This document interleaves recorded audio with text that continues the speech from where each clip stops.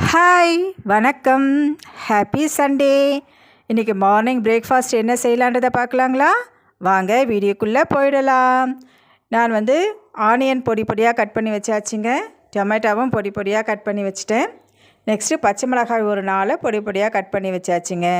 இது பார்த்திங்கன்னா இதான் மெயின் டிஷ்ஷு. இது கடலை மாவை உப்பு மிளகாய்த்தூள் போட்டு நல்லா பிசைஞ்சு ஆவிரியில் வேக வச்சு நல்லா தூளாக செஞ்சு வச்சுட்டேங்க. இப்போ வாங்க டிஷ் செய்ய போயிடலாம். இப்போ ஒரு பாத்திரத்தில் தேவையான அளவு எண்ணெய் விட்டு அது கூட சோம்பு, 2 லவங்கம், பிரிஞ்சி இலை, அடுத்தது அன்னாச்சிப்பூ, இல்லை தேவையான அளவு மசாலா ஐட்டங்களை சேர்த்துட்டு நல்லா வதக்கி எடுத்துக்கலாங்க. இது கொஞ்சம் நல்லா வதங்கட்டும். அப்போ தான் வாசனையெல்லாம் சூப்பராக வரும். இது வதங்கிடுச்சு. இது கூட நம்ம என்ன பண்ண போகிறோன்னா, பொடி பொடியாக கட் பண்ணி வச்சுருக்கிற அந்த பச்சை மிளகாயை சேர்த்துக்கலாங்க. பச்சை மிளகாய் சேர்த்தாச்சு. இந்த பச்சை மிளகாய் சேர்த்த உடனே வாசனை நல்லா சூப்பராக வரும். இதுவும் அந்த பச்சை மிளகாயும் வதங்கிடுச்சு. அது கூட நம்ம பொடியாக கட் பண்ணி வச்சுருக்கிற அந்த ஆனியனை சேர்த்துக்கலாங்க. ஆனியன் சேர்த்து நல்லா வதக்கிடணும். இந்த ஆனியன் வதங்கட்டும். அதுக்குள்ளே நம்ம தேவையானதெல்லாம் ரெடி பண்ணி வச்சுக்கலாம். ஆனியன் இந்த ரெசிபிக்கு தேவையான அளவு கொஞ்சமாக உப்பு சேர்த்துக்கணுங்க. உப்பு இந்த ஆனியன் நல்லா வதங்கிட்ட பிறகு அதில் இஞ்சி பூண்டு பேஸ்ட்டு நம்ம சேர்த்துக்கலாம். வாங்க இந்த ஆனியன் வதங்கட்டும். அடுத்தது நம்ம என்ன செய்யலான்றதை பார்த்து ரெடி பண்ணி வச்சுக்கலாங்க. ஆனியன் நல்லா வதங்கிடுச்சு. ஏன்னா இந்த டிஷ்ஷுக்கு நம்ம ஆனியன் அதிகமாக போடணும், தக்காளி கம்மியாக போடணும். அப்போ தான் அதனுடைய டேஸ்ட்டு ரொம்ப நல்லாயிருக்கும். ஆனியன் எவ்வளோக்கு எவ்வளோ வதங்குதோ அந்த டிஷ்ஷு சூப்பராக இருக்கும். சரிங்க, நல்லா வதங்கட்டும். இந்த ஆனியன் வதங்கிட்டே இருக்குது. நெக்ஸ்ட்டு நம்ம பொடியாக கட் பண்ணி வச்சுருக்கிற தக்காளி சேர்த்துக்கணும். இதை தக்காளியை லைட்டாக ஸ்ப்ரெட் பண்ணி விட்டுக்கலாங்க. ஸ்ப்ரெட் பண்ணி விட்டுட்டு கொஞ்ச நேரம் அது வெந்துக்கிட்டே இருக்கட்டும். நம்ம நெக்ஸ்ட்டு என்ன செய்யலான்றதை பார்க்கலாம். பாருங்கள், நல்லா வெந்துடுச்சு இது. இப்போது தக்காளியை நம்ம ப்ரெஸ் பண்ணி விட்டுடலாம். அழகாக ப்ரெஸ் பண்ணி விட்டுட்டோம்னா அப்போ தான் மிங்கிள் ஆகும். அந்த வெங்காயம், தக்காளி, இஞ்சி பூண்டு பேஸ்ட்டு, அந்த மசாலாலாம் ஒன்றா மிங்கிள் ஆகிடும். இந்த ஸ்டேஜில் நம்ம கொஞ்சமாக மிளகாய்த்தூளை சேர்த்துக்க போகிறோங்க. நான் கொஞ்சமான மிளகாய்த்தூள் தான் சேர்க்குறேன். ஏன்னு பார்த்தீங்கன்னா, பச்சை மிளகாய் ஏற்கனவே நம்ம போட்டிருக்கோம். ஒரு 5-6 பச்சை மிளகாய் பொடியாக கட் பண்ணி. அடுத்தது அந்த கடலை மாவில் நான் கொஞ்சம் மிளகாய் தூள் சேர்த்துருக்கேன். ஸோ நம்மளுக்கு காரம் தேவையான அளவு இதில் கிடச்சிடுங்க. இது நல்லா ஸ்ப்ரெட் ஆகி வரட்டும். பாருங்கள் எவ்வளோ சூப்பராக வந்திருக்கு. வாசனையும் அவ்வளோ சூப்பராக இருக்குங்க.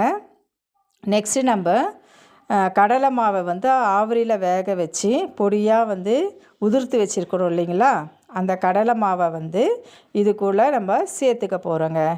இப்போ என்ன தெரிஞ்சிருக்கோம் உங்களுக்கு, நம்ம என்ன டிஷ் செய்ய போகிறோன்றதை ஓரளவுக்கு நீங்கள் யூகிச்சிருப்பீங்க இல்லையா? வாங்க இதை நம்ம சேர்த்துக்கலாம். சேர்த்துக்கிட்ட உடனே இப்போ நான் கிளறி விட்டுறேன். பாருங்கள் எவ்வளோ சூப்பராக இருக்குது. பாருங்கள், தண்ணியே விடுற இதில் நல்லா கிளறி விட்டுட்டு பாருங்கள். இதுதான் நம்ம இட்லி தோசைக்கு சூப்பராக இருக்கும். இது வடைக்கறின்னு சொல்லுவோம். எங்கள் ஏரியாவில் இதுக்கு பேர் வடைக்கறின்னு சொல்லுவோங்க. இது கெட்டியாக இருக்குது. நம்ம இட்லி தோசைக்கு கொஞ்சமாக தேவையான அளவு தண்ணி விட்டுக்கிட்டோம்னா அந்த இட்லி தோசைக்கு நல்லாயிருக்கும். சப்பாத்திக்குன்னா நீங்கள் அப்படியே சாப்பிட்லாம். இது நான் இட்லி செய்ய போகிறேன்றதுனால இந்த தண்ணி கொஞ்சமாக விட்டுட்டு நல்லா கிளறி விட்டாச்சுங்க. இது நல்லா கொதித்து வரட்டும். வாங்க இது என்னதுன்னு உங்களுக்கு பாருங்கள். இட்லி எவ்வளோ சூப்பராக வந்திருக்கு பாருங்கள். குஷ்பு இட்லி மாதிரி இருக்குது பாருங்கள். நான் ஏற்கனவே ரேஷன் அரிசியில் மட்டும் செய்யக்கூடிய டிஷ்ஷு நான் சொல்லியிருந்தேன். அளவுகளும் சொல்லியிருந்தேன். எவ்வளவு உளுந்து போடணும், எவ்வளவு வெந்தயம் போடணும், எவ்வளவு பச்சரிசி, எவ்வளவு புழுங்கல் அரிசின்னு சொல்லிட்டு ஒரு வீடியோ போட்டுருந்தேங்க. அந்த வீடியோ ரொம்ப நல்லா பார்த்தீங்க. எல்லாருமே விரும்பி பார்த்துருக்கீங்க. எனக்கு லைக் நிறையா வந்தது. அந்த ரேஷன் அரிசி மாவில் செஞ்ச இட்லி தாங்க இது. பாருங்கள் எவ்வளோ சூப்பராக வந்திருக்கு.